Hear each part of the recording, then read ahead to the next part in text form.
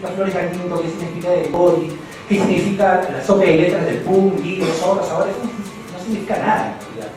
Revolución y socialismo son conceptos del siglo XX y estamos en el siglo XXI. Que quieren humanizar de alguna manera un sistema que es inhumano 100%. Es un dato de la realidad, no se trata de que me guste o no me guste.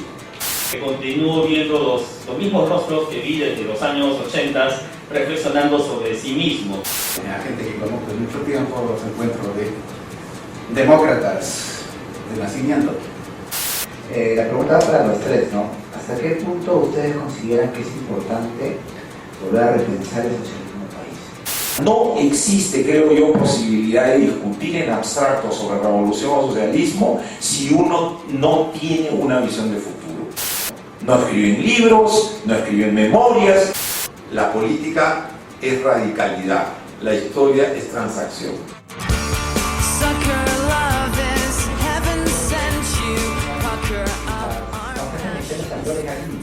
Tengo una sensación, ya que quisiera un poco plantearle a ustedes que dé vuelta, reflexiones, de esa necesidad de construir ejes culturales de la izquierda, ¿no? Tanto en Flores Galindo como en Carlos Iván.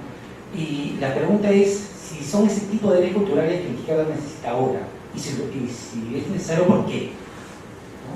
Es decir, para un joven que se siente de izquierda ahora, ¿qué significa eso en concreto? ¿Qué significa Flores Galindo? ¿Qué significa el Gori? ¿Qué significa la sopa de letras del PUM, libros, otros? Ahora eso no significa nada en realidad, ¿no? O sea, ¿desde dónde escribir esa historia de la izquierda? Y si es necesario construir ejes culturales, ¿de qué tipo? ¿No?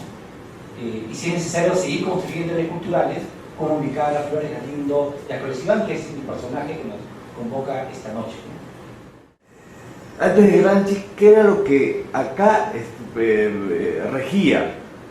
¿Y qué es lo que cambia? Principalmente cuando llega esta nueva época gramsciana, ¿no? Pedraglio dijo que no llegaron a una revolución, ¿no? Como tal vez el APRA llegó en los 30. ¿Por qué creen que no llegaron a esa revolución? tiene que ver algo que convertirse en reformistas antes de que era revolución. ¿Por qué cambia ese concepto? Si es que cambia, ¿no? Esa es mi pregunta.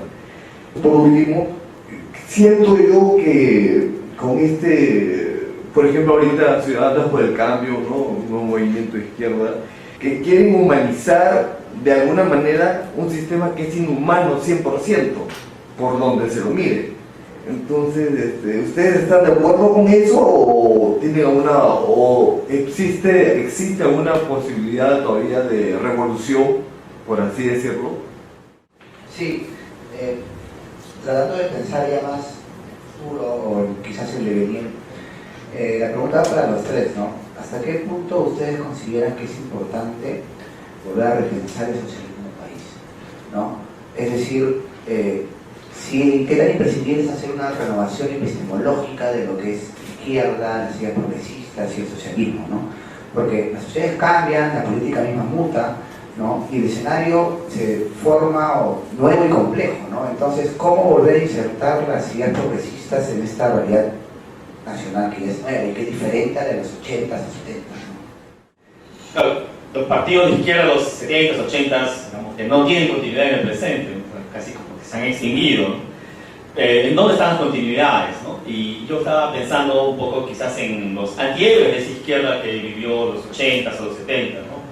Y que no necesariamente esos antihéroes podrían estar en Sendero, en el MRTA, sino quizás están en esos personajes que están olvidados por la historia de la izquierda, ¿no? Salvo las memorias de Maruja Martínez.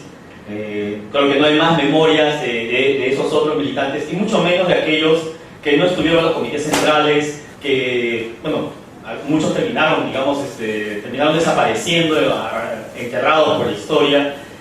Quizás por qué, o me pregunto, ¿no? ¿Por qué, no? ¿Por qué rasgos, no?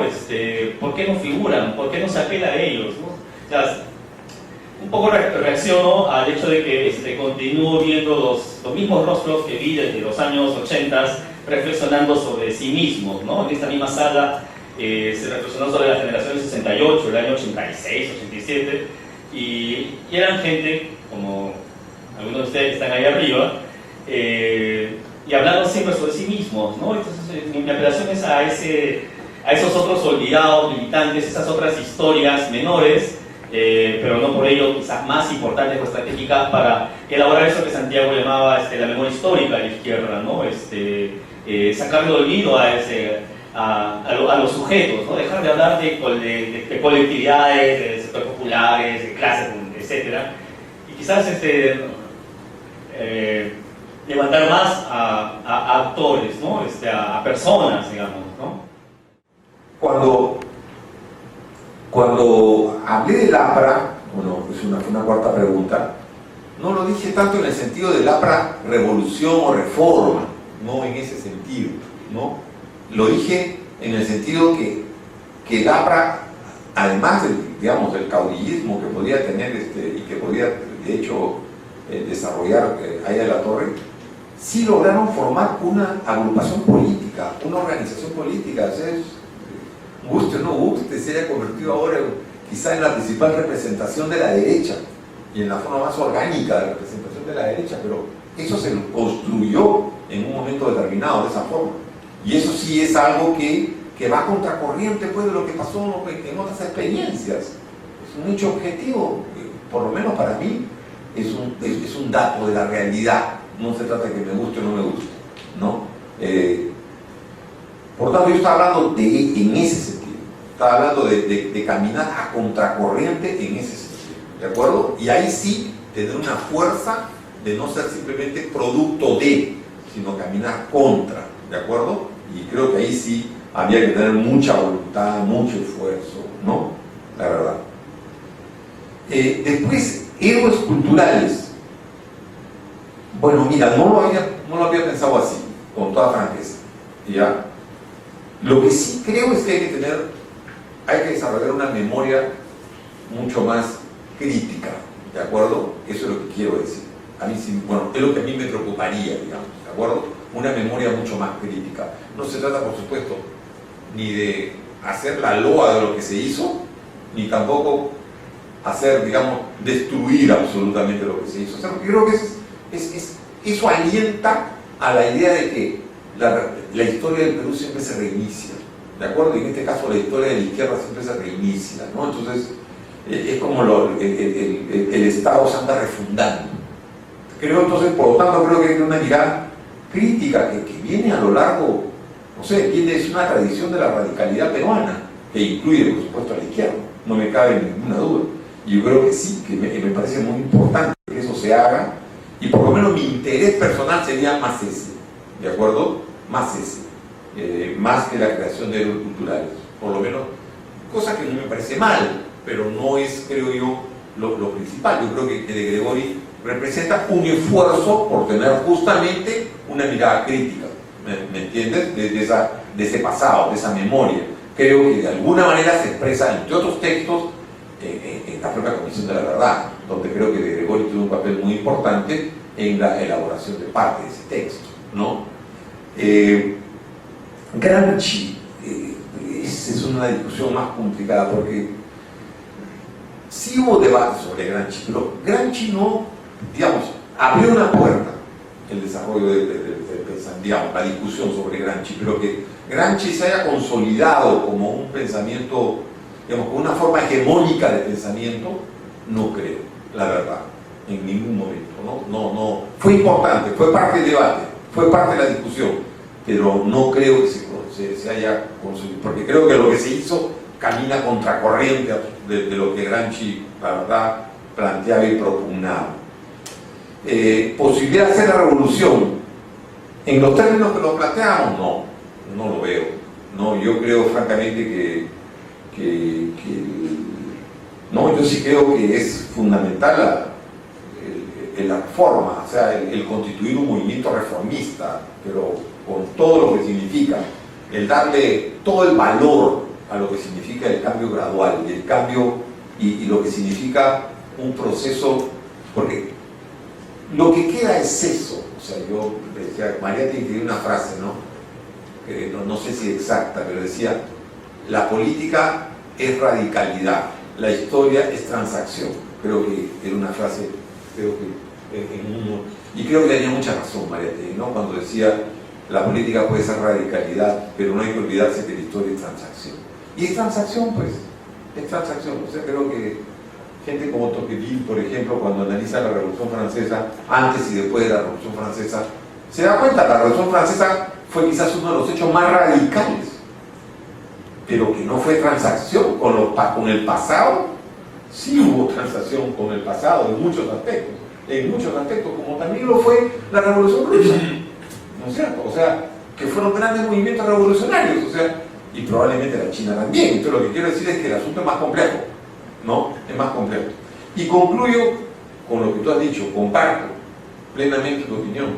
Yo creo que hay que rescatar la opinión de muchos de esos dirigentes, ¿de acuerdo? Que no se les ha dado la voz suficiente y que fueron gente muy importante, ¿de acuerdo? Que fueron dirigentes sindicales, por ejemplo. Yo creo que una camada de dirigentes sindicales, por ejemplo, solamente para hablar de dirigentes metalúrgicos, ¿de acuerdo? En el caso de Lima, ¿no?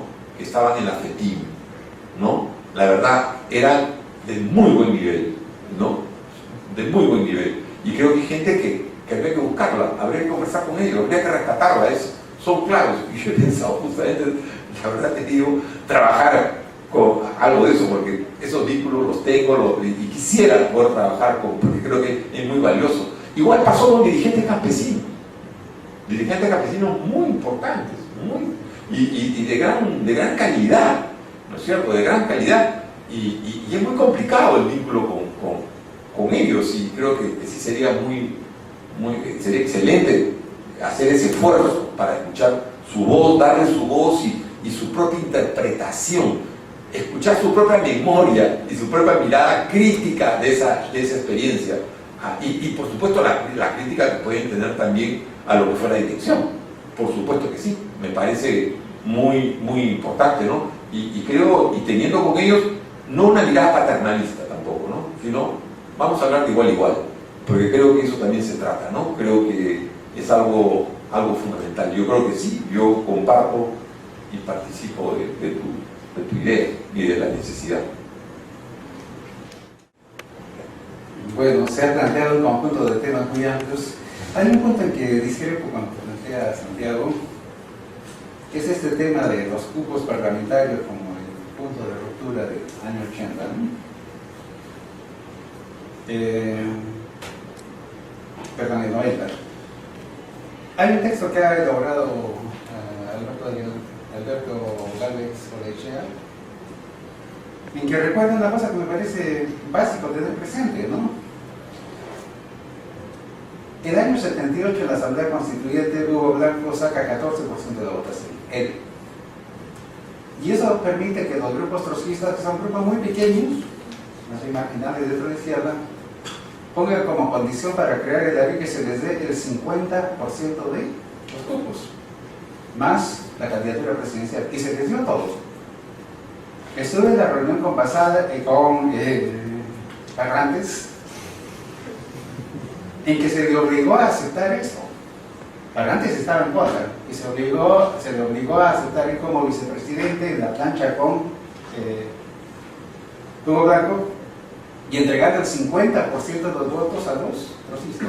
No había nada más que se les pudiera dar. Y vienen a romper. ¿Por qué? Por una decisión que toman por la cual creen que ellos pueden crear el movimiento trotskista más grande de América Latina, que les conviene ir solos. Sobre eso viene lo del Patria, es cierto. Con Carlos Iván, dentro del MIR, estuvimos entre los que impulsamos, y eso fue la posición del MIR, entregar todos los grupos del MIR para que se los distribuyesen entre los partidos que quedaban para que eso no se rompiera. Que aún así se rompió, no hubo nada que hacer.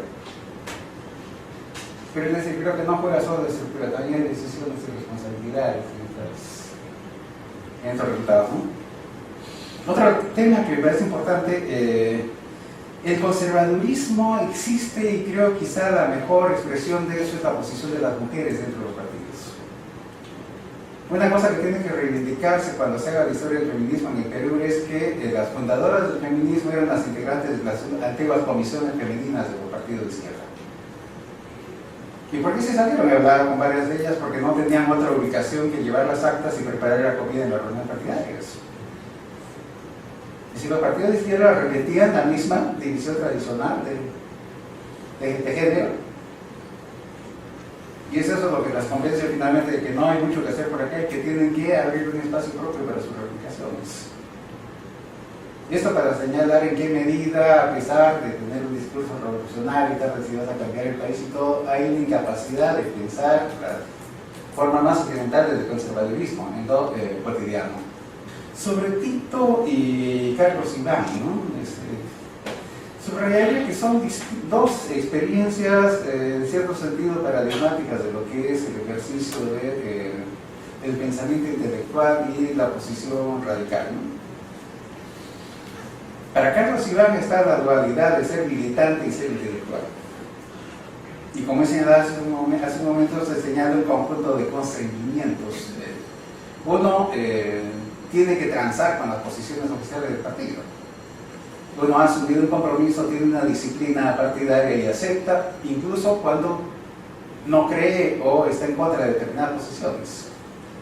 ¿Por qué? Porque estas son posiciones aprobadas por la mayoría del partido que uno va a defender, bajo el compromiso de que tiene el derecho a luchar internamente dentro de la lucha, el debate político interno para cambiar esas posiciones. Tito tuvo un pequeño periodo, algo así como un año de militancia en el MIR, el año 71 y en adelante la suya fue una posición de intelectual de izquierda independiente.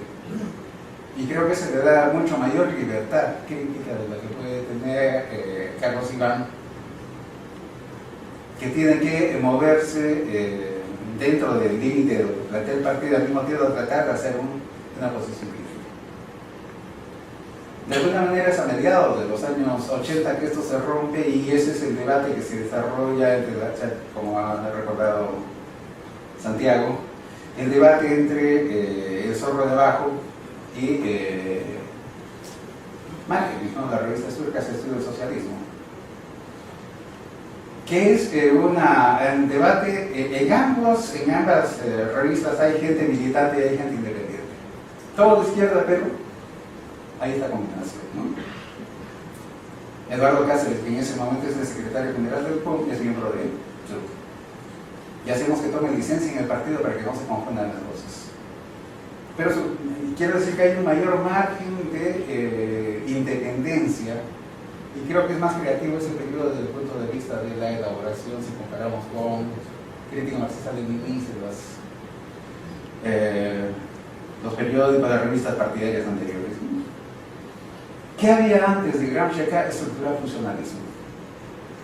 Esto fue creado por una misión holandesa de sociólogos de la Facultad de Ciencias Sociales y la matriz era estructural funcionalista. Ese retorno de un conjunto de profesores, entre los que está Sinesio, está Tito Flores Galindo, formados en Europa, en Francia, lo que va a dar un viraje hacia la izquierda. Gramsci llega, sí, Sinesio, pero con mucha fuerza también Tito Flores Galindo. Revolución ser izquierdista. Bueno, el problema básico creo que tiene que ver con que no ha habido una voluntad de debatir qué cosas han cambiado y qué han quedado.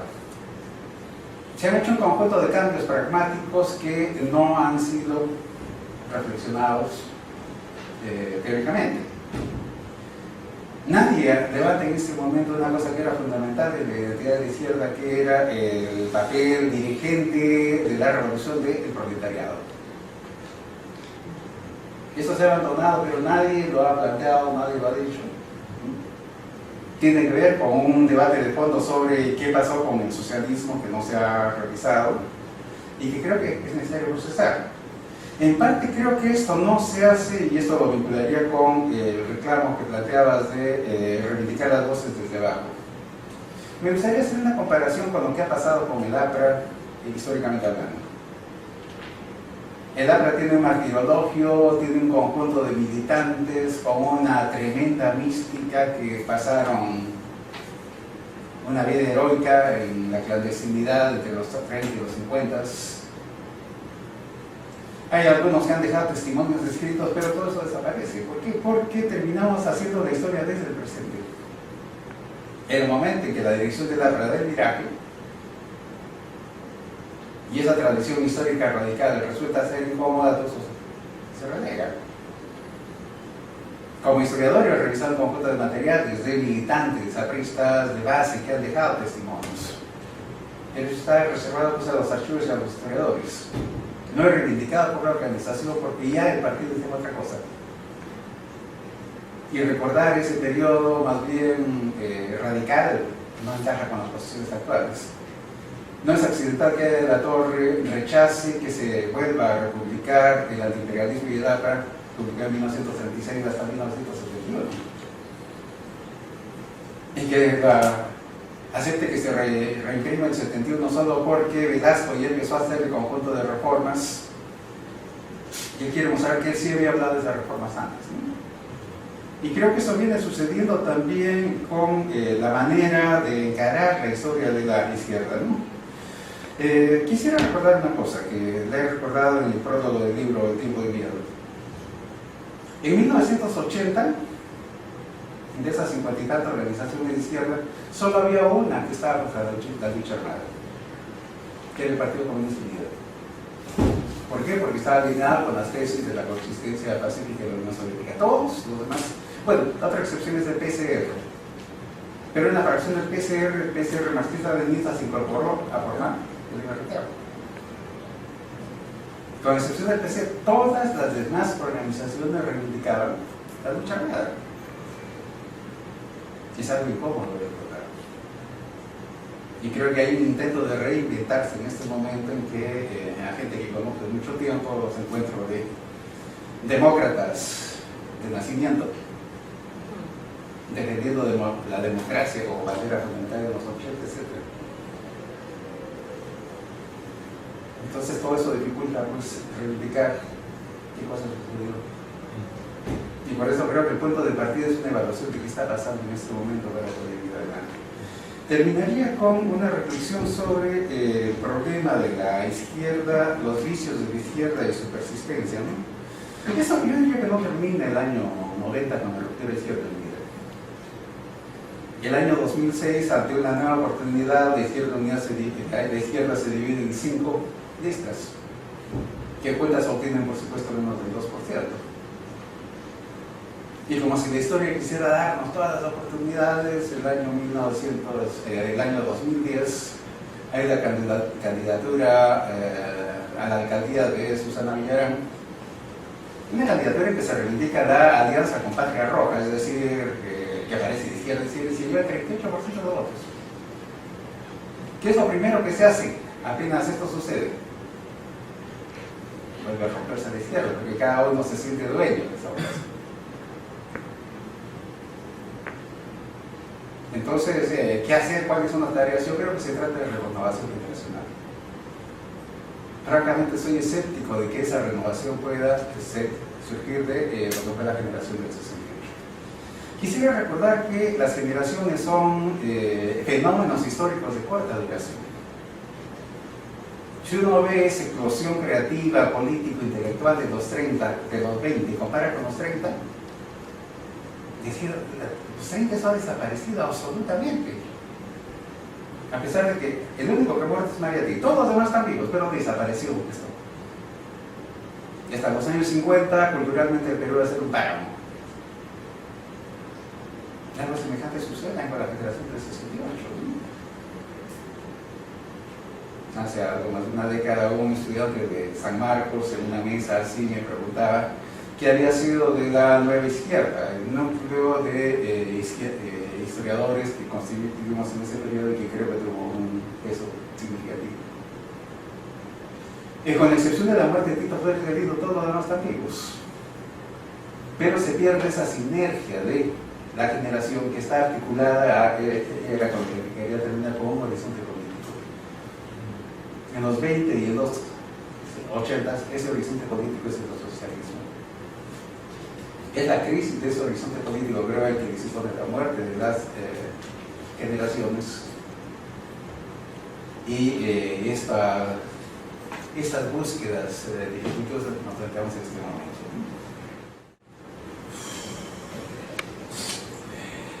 Fuerte eso es. Yo también soy escéptico y yo quisiera comenzar a tocar algunos puntos de estas preguntas, expresando mi acuerdo con Nelson sobre esta cuestión de la incomodidad de recordar, ¿no?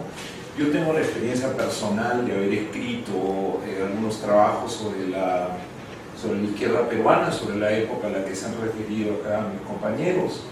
Precisamente antes de comenzar hablábamos de eso con Santiago. No pasa nada con los libros, pues simplemente no hay debate, no hay discusión, por alguna razón. Yo soy profesor universitario y vivo buscando bibliografías, haciendo cursos comparativos, y basta pues mirar los índices bibliográficos para ver cuán ágrafos somos nosotros, que poco hemos discutido. Hay un material fílmico, por ejemplo, extraordinario sobre toda la época de la violencia en Argentina. Cuando yo trato de armar un curso comparativo, tengo así de Argentina, así de Chile y del Perú, así. Yo no sé si será que la complejidad propia del país, que es desafiante sin duda, no sé si será un problema de atraso educativo. Cuando pienso en Vallejo, dónde nació, a dónde llegó, qué escribió, cuando pienso no solamente en los de la primera línea de los 20, sino los de la segunda y la tercera, y que se educaron en escuela fiscal desde sus provincias, me pregunto qué ha pasado, ¿no?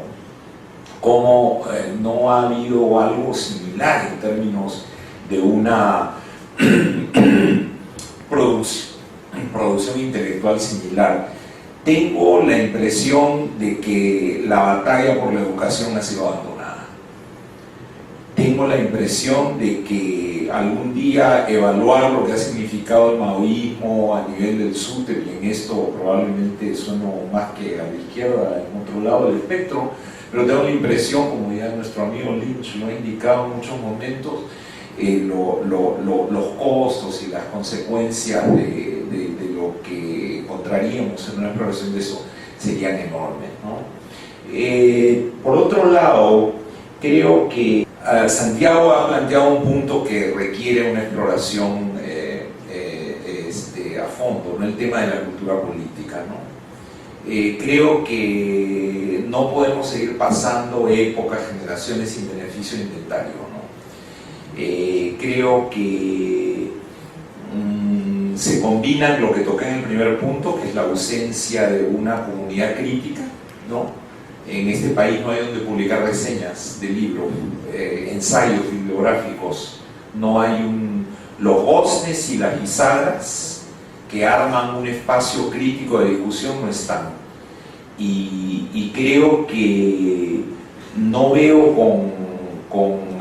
con ningún optimismo que eso esté saliendo, esté en la conciencia de los más jóvenes con los que he tenido alguna interacción en mis visitas al Perú, que felizmente ocurren con cierta continuidad. De alguna manera, y esto lo he dicho antes en una entrevista que hice en la última vez que estuve aquí, yo no creo que estas cosas se puedan superar si es que no hay un buen programa de jubilación en la izquierda, ¿no? En la vida intelectual también. O sea, no hay mecanismos para medir la eficacia y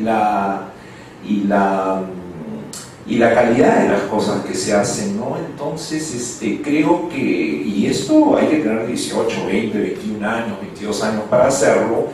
Hay que preguntarle pues a la gente que intenta hablar, hacer los balances de la historia, que preguntarle por su propia trayectoria, interpelarlo, no sé, ¿no?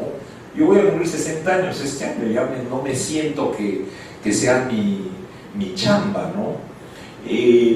¿Interesa hacer eso? No sé, me imagino que para alguien que se quiere situar en su país con una perspectiva de cambio sí interesa, pero para quien simplemente quiere insertarse en el mercado no debe interesar, pues, ¿no? Entonces me parece que de alguna manera es un abuso preguntarle a esta mesa venerable, ¿no?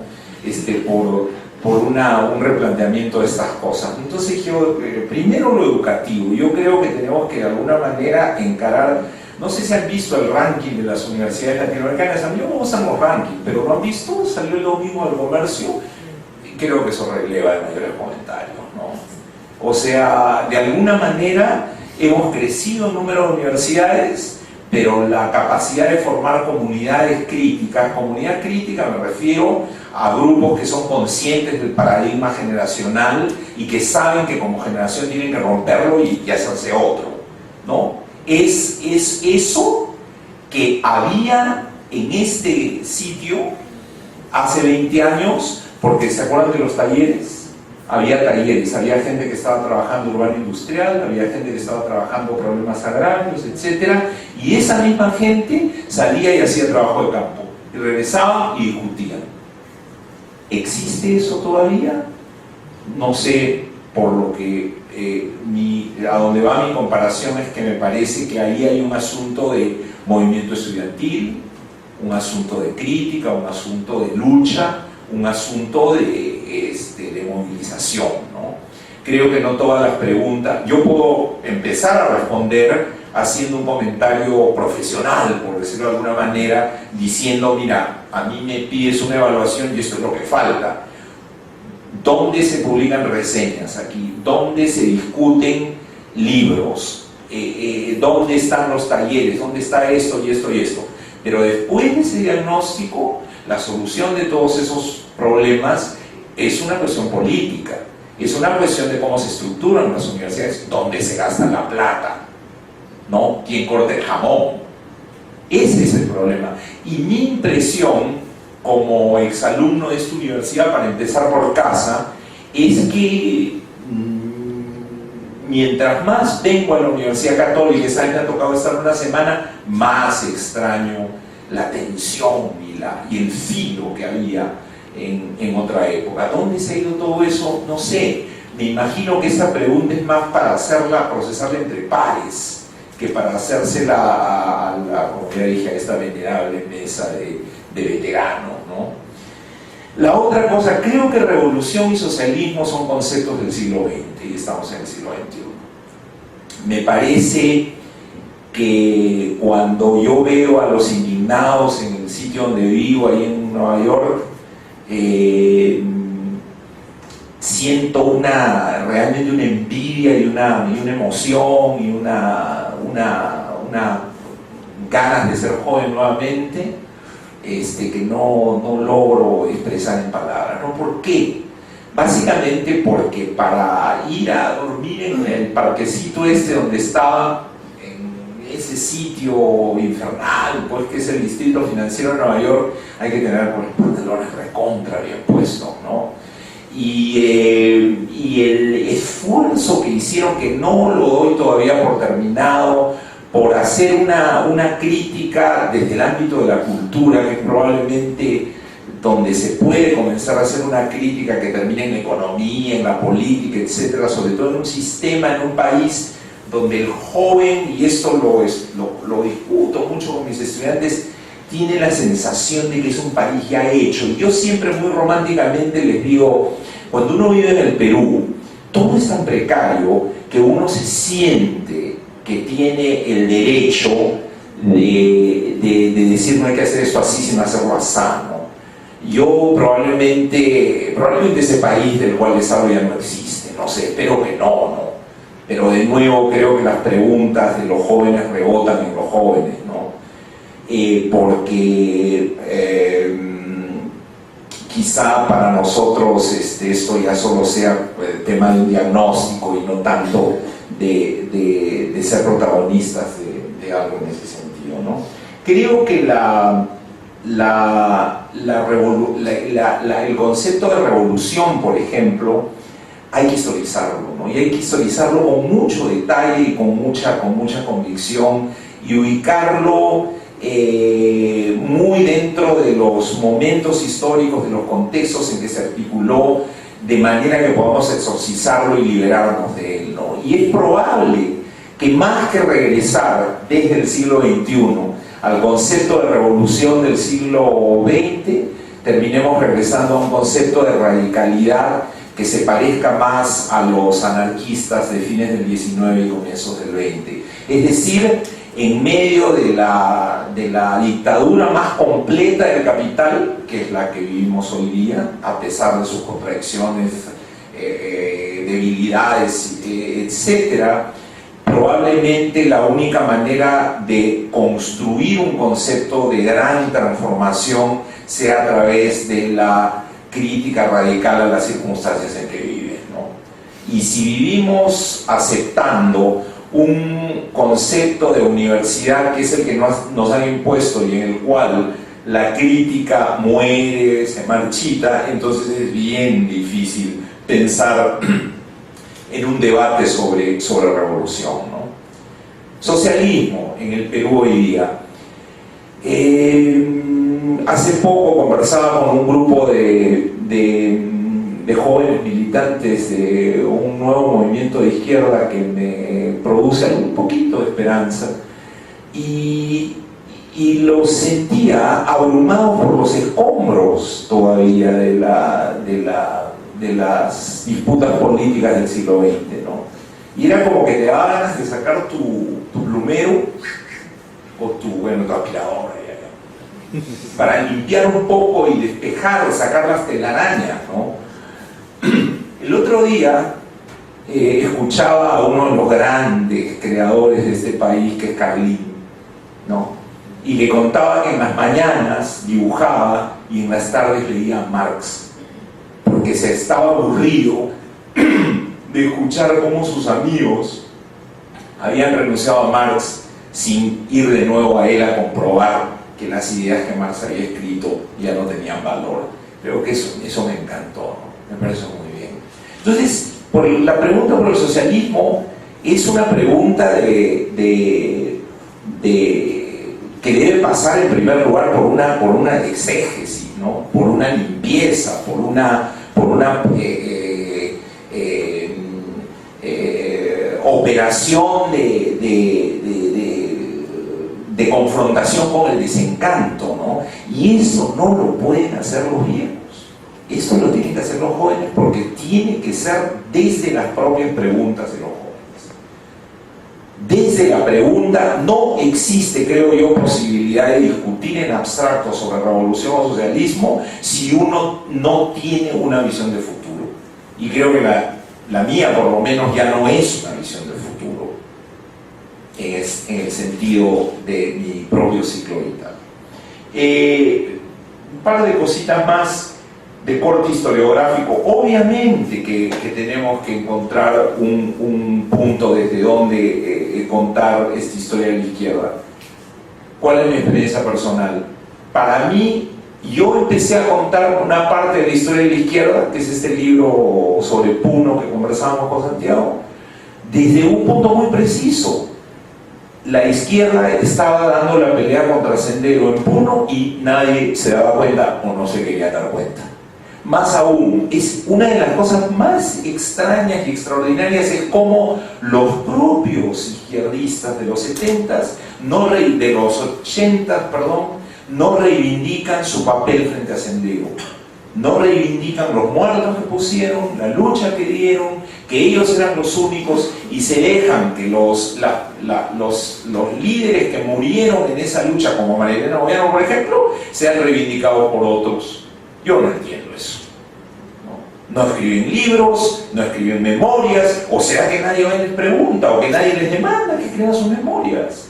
Aquí, por ejemplo, Santiago, a quien yo entrevisté para aquel libro de Puno, de alguna manera se ha puesto a disposición, ¿no? Para hablar de una historia de la cual él fue protagonista.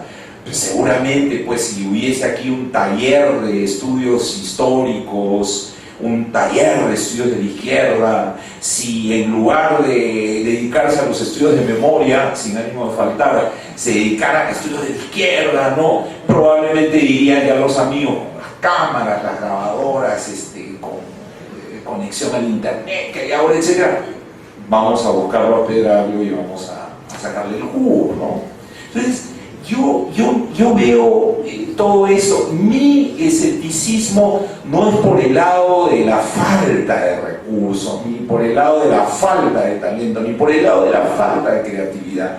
Mi escepticismo es porque veo que nos ha caído una nueva prosperidad encima de una base precaria en la que no hemos hablado con el pasado, ¿no? Entonces todo el mundo está, como yo vengo de Estados Unidos, está con las pilas puestas en el 21, cuando el 20 todavía sigue siendo un territorio inexplorado, ¿no? Entonces, a fin de cuentas, ¿en qué termina todo esto? En un tema que a mí personalmente fue una de mis manías en una época, el tema de la voluntad.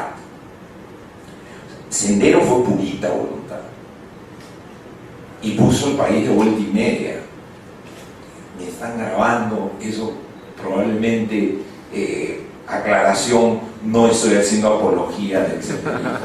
Estoy reconociendo y estoy alegando que Sendero fue parte de nuestra historia y que esa voluntad hay que entenderla para entender de dónde viene nuestra falta de voluntad.